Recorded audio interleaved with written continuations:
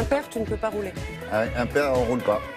Sauf certains que je connais. Sauf si on est 3 dans la voiture. Sauf si on est 3 dans la voiture, oui, effectivement. Il faut le prouver. Oh, ça se voit, si, 3 personnes. Il ne faut pas en mettre un dans le coffre. Non, c'est 3, il faut visible. 3 personnes assises dans la voiture. Voilà. Et je pense que le chien ne compte pas. 3 personnes. Je ne compte pas. C'est une citadine dont vous allez nous parler. Elle est électrique, évidemment. Elle est électrique, c'est la Renault Zoé. On la connaît depuis 2012. Alors, le grand changement de cette voiture, ce n'est pas le design. Quand on la regarde, on dit oui, je connais cette voiture. C'est son autonomie. De toute façon, c'est le point faible des voitures électriques, le manque d'autonomie. Donc, cette voiture a désormais 400 km d'autonomie, version officielle, normée, c'est-à-dire qu'en conditions réelles d'utilisation, quand vous et moi on utilise cette voiture, on va faire environ 300 km. C'est toujours un petit peu moins. Il faut savoir que Renault, c'est déjà pas mal, 300. Un petit peu moins, ça fait 100 km de moins. Hein, oh. Oui, mais il y a des normes comme ça. Oui, mais... C'est pas rien. Un petit peu moins, on fait 100 bornes de moins. Mais enfin bon, voilà. C'est toujours comme dans les tubes, il y en a un petit peu moins. Et là, bon, on fait 300 km, c'est déjà pas mal. C'est déjà pas mal. Ouais. Renault est leader des véhicules électriques en Europe, leader avec la Zoé et leader avec uniquement 3 véhicules dans sa gamme, puisqu'il y a évidemment la Zoé, la Twizy et la Kangoo Z2. Kangoo électrique. Alors, nous avons essayé la Zoé à Lisbonne et je vous propose de la découvrir tout de suite.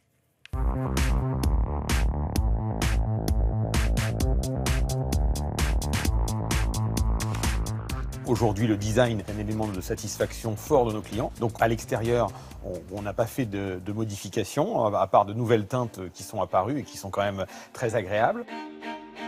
On a modifié des choses à l'intérieur de la voiture, en particulier sur les ambiances intérieures, les selleries. Mais sinon, le focus a été mis sur l'autonomie du véhicule avec 300 km réels. Bien évidemment, la voiture n'a pas grandi et donc il fallait être capable de rentrer ce double d'énergie dans le même espace. Le poids a très légèrement augmenté, une petite vingtaine de kilos, ce qui est faible par rapport aux 250 kilos de la batterie au total. Quand on vous vend le véhicule, on installe à votre domicile un système de recharge pour vous permettre de la recharger le soir. Ça, c'est entre 90 et 95% des cas. Et vous allez avoir des charges publiques dans les supermarchés, dans les gares, dans les aéroports, dans les villes, sur les autoroutes. Les bornes se développent très très vite. Aujourd'hui, il y a plus de bornes recharge véhicules électriques en France que de stations-service. Puis aussi, des villes facilitent le stationnement pour les véhicules électriques. La connectivité de la voiture est un élément extrêmement important. Il y a plein de fonctionnalités très pratiques, c'est pas du gadget, que vous allez pouvoir faire avec votre smartphone. Piloter la charge, vérifier la charge, démarrer le préconditionnement, c'est-à-dire quand votre voiture l'hiver elle est garée dehors, elle est branchée, vous allez dire à 8h je veux venir, votre voiture sera chaude.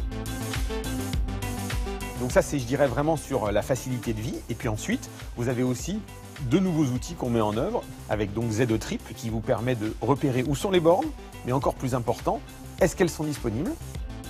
Et puis Z2 Pass qui vous permet aussi de payer la recharge pour éviter d'avoir 3 ou 4 badges différents en fonction du type de réseau. Le coût de la recharge, il est très faible.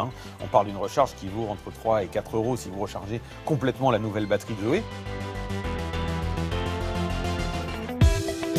Vous pouvez acheter la voiture. Vous avez aussi la possibilité de louer complètement avec sa batterie. Et c'est une tendance qu'on a en général dans l'automobile de passer de plus en plus sur des systèmes de location et sur le véhicule électrique en particulier. Aujourd'hui, pratiquement 4 clients sur 5 optent pour une location complète du véhicule et de la batterie. C'est une solution finalement simple et c'est cette simplicité, je pense que les gens apprécient dans l'offre. Alors, deux remarques. La première, quand on voit un reportage comme celui-ci, faites attention à ne pas tourner dans des très jolies villes. Parce qu'on regarde la ville et on ne regarde pas la voiture. C'est vrai, donc on va choisir non, parce des que c'est villes une très moches. jolie ville. C'est toujours pareil, on dit, oh, la voiture, zut, je l'ai pas vue. Non, Vous avez raison. L'autre chose, l'autonomie, c'est plutôt pas mal.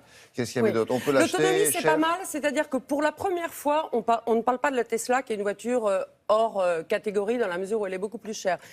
Avec ce genre de voiture, c'est la première fois qu'on conduit sans avoir le nez rivé sur l'autonomie en disant « Oh là là, je vais pas y arriver, je vais pas y arriver ». On est serein et il y a un petit déclic psychologique qui est important, je trouve, avec cette voiture. Donc là, on se dit « Je peux rouler en électrique ». Bon, on n'a pas envisagé non plus de faire 600 km, ce n'est pas fait pour ça, même s'il y a des bornes. Mais en tout cas, ça change beaucoup de choses, je trouve, d'avoir plus d'autonomie. Alors, on peut louer ou acheter la voiture. Donc, on achète la voiture, 23 600 €, et puis on a le bonus écologique de 6 300 € à déduire. Et on loue, quoi qu'il arrive, la batterie, ou on loue tout. En revanche, si vous avez acheté la voiture et vous louez la batterie, puisque c'est le système, vous vous dites, c'est bien, je vais bénéficier de la nouvelle batterie. Eh bien non, il va falloir payer 3 500 €. Donc, moralité, louez-la, c'est mieux, hein, c'est plus simple. Moralité, il faut louer. Et dernière chose, et c'est important, la voiture est fabriquée à Flins, en France, le moteur à Cléon, donc voiture française. Allez, cocorico, merci beaucoup.